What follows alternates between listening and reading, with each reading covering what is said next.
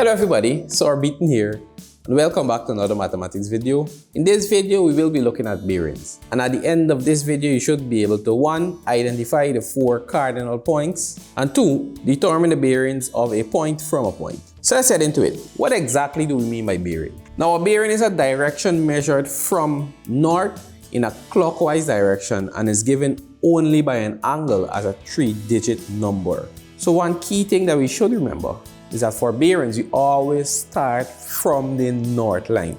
And the north line, for the case or for the sake of drawing, the north line would always be straight up. So the point is here, the north line would always be straight up at that point. And we always start measuring from the north line in a clockwise direction. Clockwise is how the clock will go. So a bearing helps us to figure out the location of a point in reference to another point. So we use another point to get the location of another one. So let's head into the cardinal points. So the 4 cardinal points are north, east, south, west. North, east, south, west. And this is something that we've seen in movies, we've come across before. And between north and east, we'll have northeast. Between east and south, we'll have southeast. And between south and west, we'll have southwest. And between north and west, we'll have northwest. Right in the middle of it. So at each of these points, there's a degree attached to them. Now this here is a guide. Whenever we are sketching bearings, this will be used as a guide. So from the north line, we always start off with 0, 0, 0, or if we go all the way around, it will be 360 degrees. So from 0, we go all the way down to east, which will take us to 90 degrees. So anything between 0 to 90, you can find it in between here. And then from there, we go from north, we go all the way around to south. And south, that will be 180 degrees. So anything between 0 to 180, you will find in between here. And anything between 90 and 180, you will find in between here. Any angle that is. And then we go all the way around to west, which will be 270 degrees. And then we go all the way around back to north, which will be 360 degrees. So this here is what we use as a guide when we want to draw bearings. So we have an understanding of what we mean by bearings. So let's look at this example. So this question says, the bearing of A from B is 200 degrees. So the key word that you want to look for in bearings, the key word that will tell you where you're drawing the angle or where you're drawing the angle from, is the word from. People tend to mix up and they will draw the angle at A. But the key word is from. From indicates where the bearing is drawing from. So it says the bearing of A from B. So first thing you want to do, you want to draw in the point. So we call this point B. So the bearing of A from B is 200 degrees. So after you finish drawing the point, the next thing we do is you draw in the north line, because the north line is where we are measuring from. So to draw in the north line, then we measure 200 degrees from the north line. So we know here is 90.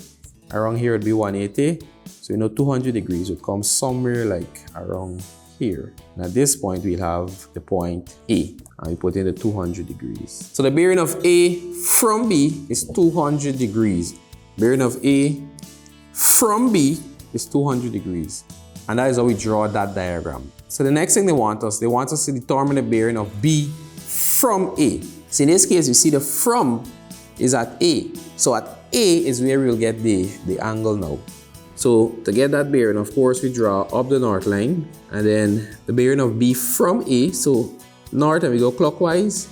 So we want to find this angle here. Now here's the beauty about finding that angle. We already have this here, which is 200 degrees. There's a relationship between this angle here and this angle here. Since you have 2 north lines, that means those 2 lines are parallel to each other. And then we have a line drawing across from one north line to the other one. So the relationship between these 2 angles is that they are supplementary, meaning they add up to 180 degrees. So this angle here and this angle here, they are supplementary. So if we can find this angle here, then we can use that to find this angle here.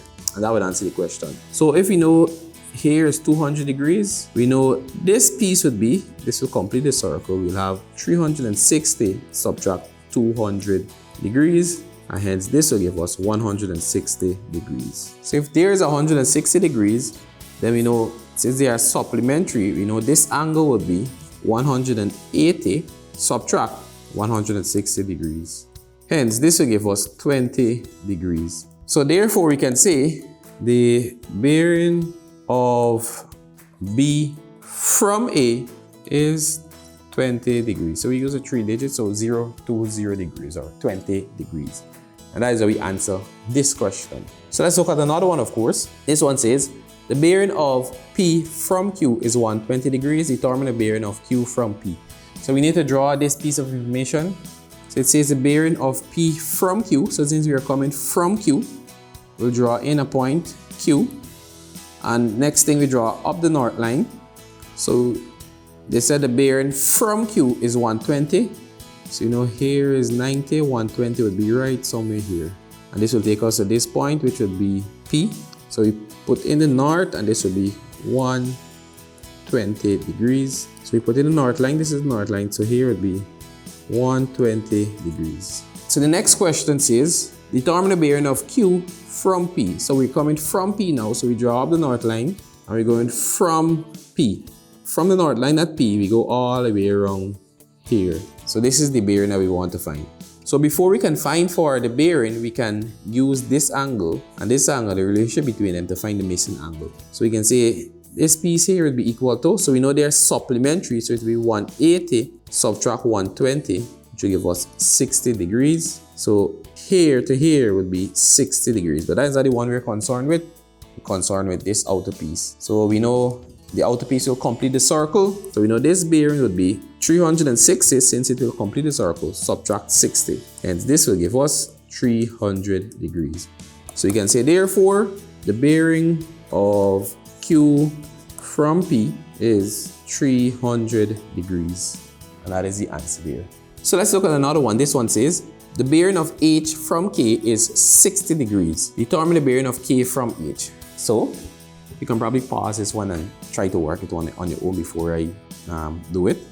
So the bearing of H from K, so the key word there is from K, so we're coming from K. So we draw in a point and we draw up the north line, and we're coming from K. So from K is 60 degrees, so here would be K, and 60 degrees would be right here. So here would be 60 degrees, and this would be the bearing of H from K, so we can draw in this point, and this would be H. So next they want determine the bearing of K from H. So we're coming from H, so we draw up the north line at H, and we measure all the way around here, and that is the bearing we want to find. So remember the bearing, north line, you go clockwise.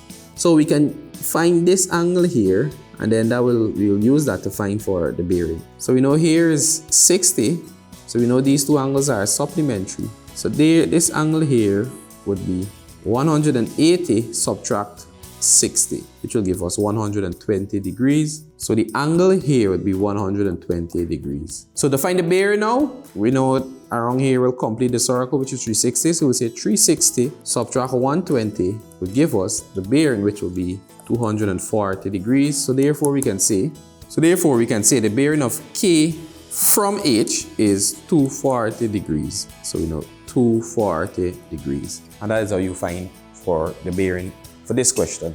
Let's look at one more question. This one says, write down the bearing of B from P. So you have a diagram there. And the next one, work out the bearing of A from P.